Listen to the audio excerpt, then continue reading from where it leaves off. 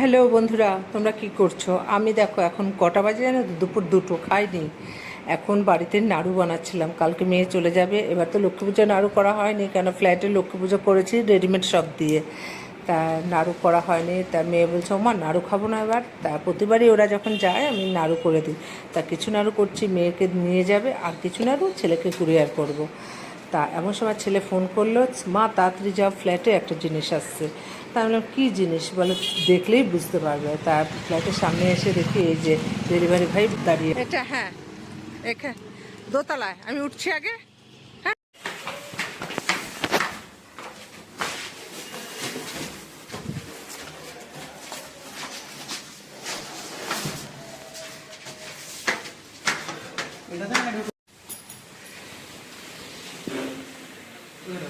হ্যাঁ হ্যাঁ, ওখান থেকে দেখো।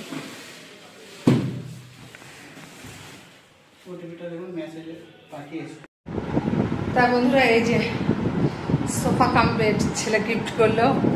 তা বাড়ি থেকে দৌড়াতে দৌড়াতে এসছে। কথা ছিল 19 তারিখে আসবে, কিন্তু আজকে তোমার 14 তারিখ চলে আসলো। একদিকে ভালো হয়েছে, কালকে মেয়েটা যাবে, মেয়েটা একটু দেখে যেতে পারবে।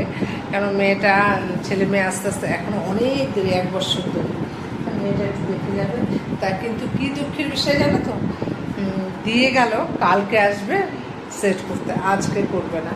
তা যাই হোক, আর এদিকে আমি দুপুরে খাবার টাবার সব বাড়িতে রেখে এসেছি। আর মেয়েকে বললাম, আমি জানি এখনই সেট করে দেবে। তার মেয়েকে বলে দিয়েছি সমস্ত খাবার গুছিয়ে চলে আয়, এখানেই খাওয়া দাওয়া করবো, বিকেলে যাব। আর আমি তখন নাড়ু করছিলাম, এমন সময় ছেলে ফোন করলো, মা আজকেই আসছে জিনিসটা, তুমি তাড়াতাড়ি ফ্ল্যাটে যাও। মানে পড়ি কি মরি করে করতে চলে আসলাম। তার মাঝে ডেলিভারি ভাই অনেকবার ফোন করে দিয়েছে যে আমরা দাঁড়িয়ে আছি। তা তাড়াহুড়ো করে আসলাম। তা যাই হোক, এই যে আবার দেখিয়ে দিলাম। তা ধনতেরাসের গিফট ছেলে দিল। তা যাই হোক, তা কালকে ইনস্টল করবে, কালকে আবার আসতে হবে।